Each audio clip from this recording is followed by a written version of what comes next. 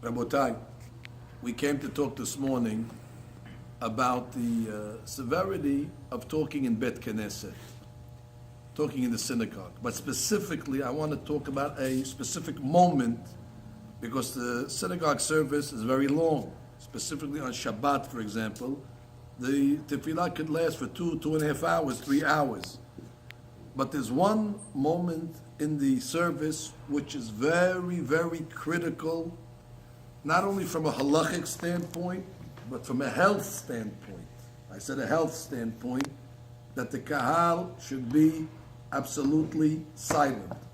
And I'll tell you, the halachic is what the Shulchan Aruch talks about, the isur, the restriction against talking during the Sefer Torah. Not only is it asur to talk during the Sefer Torah, but Shulchan Aruch says it's asur to talk even between the aliyot. I saw Rav Moshe Feinstein, alav shalom, when I prayed with him. In between aliyot, he would open up a Mishnah, and he would read the Mishnayot very quickly, and the second they would start the reading again, he would close the Mishnah and go back to the Chumash and follow inside. That means whether you're a Moshe Feinstein or you're a regular simple Moshe from the street, when the Sefer Torah is being read, the halakha says nobody has a right to do anything else but to listen to the Sefer Torah. That's the halakha. Everybody knows that.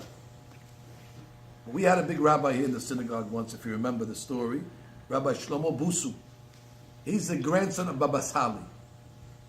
He was in this synagogue that we're talking in today. And he was the Baal Koreh. He was reading the parasha. He was the Baal Koreh also. In the middle of the reading, he heard a little murmuring. Even though Baruch Hashem, our synagogue is considered a quiet shul, but sometimes people have to say something, they can't control themselves. So even that one little murmuring, he stopped. After the aliyah, he says, Rabotai, what I'm going to tell you now is a to'elet, is a benefit, and I have to tell it to you now because we can't continue because I heard murmuring during the Sefer Torah. He says we have a tradition that when we read the Sefer Torah, that moment is a replica or a duplication of Matan Torah.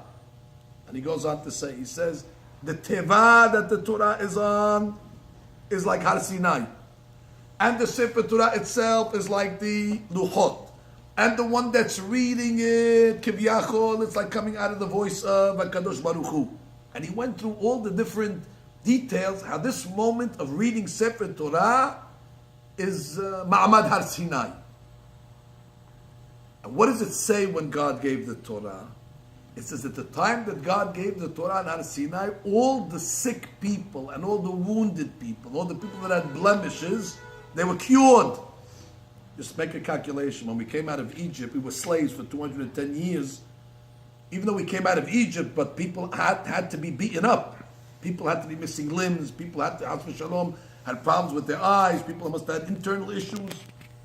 Just for the mere fact that they were slaves for 210 years, the people got to Har Sinai, they were all beaten up. And it says in Midrash that when they came to Har Sinai and they started to give the Torah, all the wounded people, all the blind people got their eyesight back, all the deaf people got their hearing back, all the people that had diseases, they were cured. So Rabbi Busu said, we have a tradition that every time we read Sefer Torah and there's decorum in the Sefer, it's a segulah to cure all the people that are in the congregation. And therefore he said, who's going to be so selfish that you're going to talk during the Sefer Torah? Maybe somebody came for that moment in order to receive a refuah. And he went on to say, I have stories that are tried and tested of congregations that accepted upon themselves not to talk during the Sefer Torah from beginning to end. And they had in mind certain names. They kept the names next to the Sefer Torah. They put a list of all Cholim, and they put and they said in the Zechut of this moment of Matan Torah, these people, and miracles, he said, happened. Miracles where doctors said, how was it possible that the person got better? And therefore he says, today Am Yisrael has a lot of Chas v'Shalom sickness, more so than other times. We hope it shouldn't be that way. But this Sigula that he gave us, that the decorum during the Sefer is able to cure people. And he said, maybe somebody came to synagogue in order to benefit from that. Don't hurt the guy. Don't hurt the guy. And therefore I say, Rabotai, we need to mehazek ourselves. not only from the halakhic standpoint, but from the health standpoint, that keeping a proper decorum in the Bet Knesset can benefit us, not only refu'at nefesh, but refu'at guf as well.